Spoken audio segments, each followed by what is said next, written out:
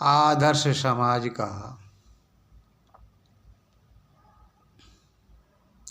भाग 81 के बारे में बताऊंगा।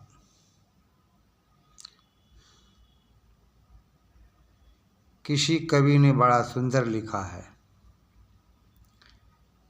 इंसान की खुशबू रहती है, इंसान बदलते रहते हैं, दरबार लगा रहता है यहाँ, दरबान बदलते रहते हैं।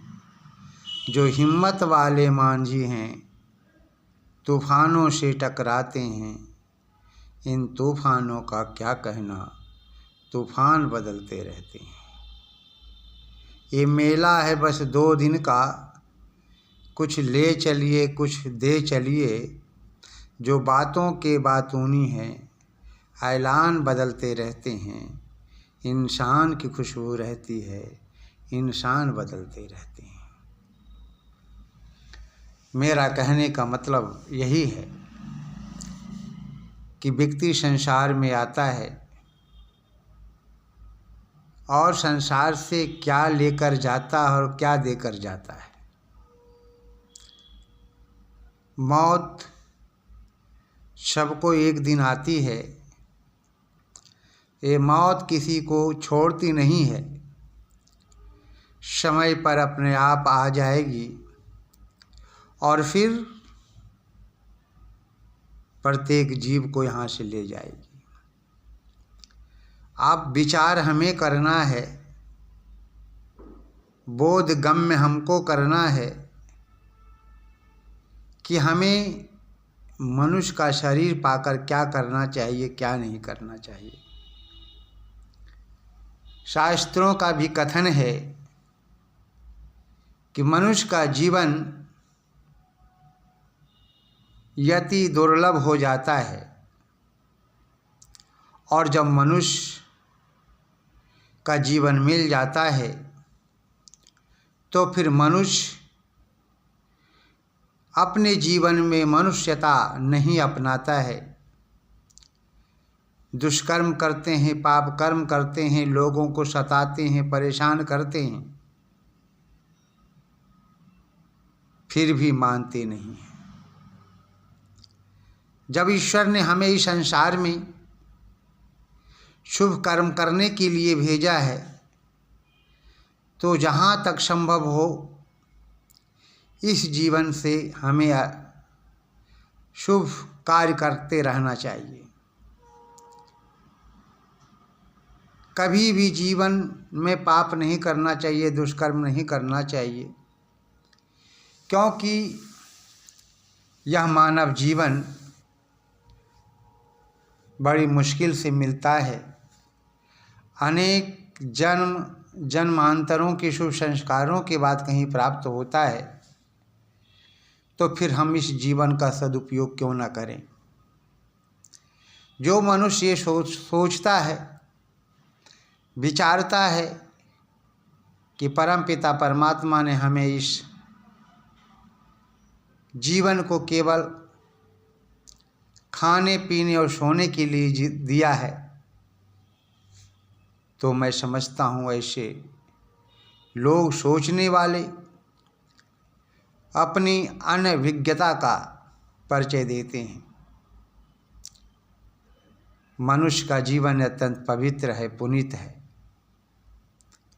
हम मानते हैं, शास्त्रों का भी कथन है, ऋषि मुनियों का भी कथन है, लेकिन हमें क्या करना है इस जीवन के द्वारा हमें विचार करना है। परमपिता परमेश्वर ने मनुष्य के पीने के लिए दूध की व्यवस्था की है। दूध आपके पास है, इसे फेंक दीजिए या कुछ भी करिए। गाय दूध देती है, भैंसें दूध देती है, बकरियां दूध देती है।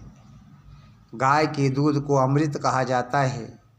अब उस अमृत को फेंकना या स्वीकार करना आपके बुद्धि के ऊपर निर्भर करता है।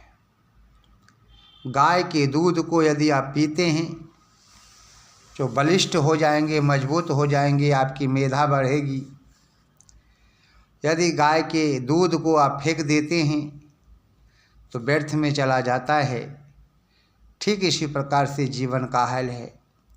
परमपिता परमात्मा ने जीवन को दिया आपको सुंदर बनाने के लिए, अच्छे बनाने के लिए, शुभ कर्म करने के लिए। इस जीवन के द्वारा अब इस जीवन से आप अच्छा करिए या बुरा करिए, ये आपके ऊपर निर्भर करता है।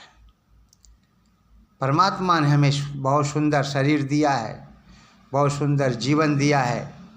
इस जीवन से के द्वारा अधिक से अधिक जहाँ तक हो सके पुण्य कार्य ही करना चाहिए, शुभ काम ही करना चाहिए, समाज का काम करना चाहिए, राष्ट्र का काम करना चाहिए। जैसे कि स्वामी दयानंद ने किया, स्वामी विवेकानंद ने किया, स्वामी रामतीर्थ ने किया, नेता सुभाष चंद्र बोस ने किया, वीर भगत सिंह ने किया, राम प्रसाद बिस्मिल ने किया, रोशन सिंह ने किया, खुदीराम बोस ने किया, वीरांगना लक्ष्मीबाई ने किया, तात्या टोपे ने किया, मंगल पांडे ने किया, मदन लाल धिंगड़ा ने किया, उधम सिंह ने किया, राजगुरु ने किया, गुरुदत्त ने किया, वीर सावरकर ने किया। तमाम से ऐसे हमारे देश में महापुरुष आए, संत आए, क्रांतिकारी आए, जिन्होंने अपनी संस्कृति की रक्षा के लिए अपने को कुर्बान कर दिया, अपने को बलिदान कर दिया, अपने देश की रक्षा के लिए अपने को बलिदान कर दिया, कुर्बान कर दिया। अब उसकी अमानत को सुरक्षित रखना हमारा कर्तव्य है। हम रखें या न रखें, ये हमारे ऊपर निर्भर करता है। तो जिस मनुष्य ने, जिन लोगों ने, जिन वीरों ने, जिन संतों ने देश की संस्कृति की रक्षा के लिए, भारतीय संस्कृति की रक्षा के लिए, देश को स्वतंत्र करने के लिए अपने को बलिदान कर दिया, उसकी अमानत को सुरक्षित रखना हमारा परम दायित्व होता है, परम कर्तव्य होता है। यदि हम ऐसा नहीं करते हैं तो ये हमारी मूर्खता है। इसलिए हम सभी राष्ट्रवासियों से ही कहना चाहेंगे कि वो दुनिया के लोगों, वो भारत के रहने वालों, जिन वीरों ने अपने को बलिदान किया है, उनकी अमानत को सुरक्षित रखना हमारा परम कर्तव्य है, परम दायित्व होता है। तो ठीक इसी प्रकार से परमपिता परमात्मा ने जो हमें शरीर दिया है, मानव का शरीर दिया है, इस शरीर के द्वारा, इस जीवन के द्वारा अच्छे से अच्छे कार्य करिए, राष्ट्र का कल्याण करिए, समाज का कल्याण करिए, उत्थान करिए, तभी ये जीवन पाना सार्थक है। यदि हम ऐसा नहीं करते हैं और सोचते हैं कि हम परमपिता परमात्मा को धोखा दे रहे हैं, तो ये हमारी मूर्खता है। परमात्मा को कोई भी धोखा नहीं देता। जो ये सोचता है कि मैं परमात्मा को धोखा दे रहा हूँ, वो अपनी मूर्खता का परिचय दे रहा है। मैं अंत में यही कहूँगा कि ईश्वर ने इतना सुंदर चोला दिया, इतना सुंदर शरीर दिया है, मानव का चोला दिया है, मानव का शरीर दिया है, मानव जीवन दिया है।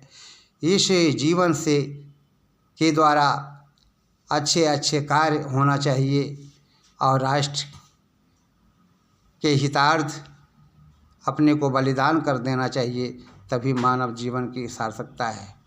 मैं विशेष अंत में यही कहूँगा आप लोगों से, वो भारत के रहने वालों, आप राष्ट्र की रक्षा के लिए हमेशा तैयार रहें और रहना चाहिए। और दुनिया के लोगों से ही हमें कहना है कि जिस परमपिता परमात्मा ने हमें ये मानव का चोला दिया है, मानव का शरीर दिया है, इसकी सुरक्षा करना हमारा परम दायित्व है। और जहाँ तक संभव हो इससे अधिक अच्छे कार्य करते रहना चाहिए, बुरे कार्य कभी नहीं करने चाहिए। यही कहकर अपनी वाणी को विराम देता हूँ। इति ओम।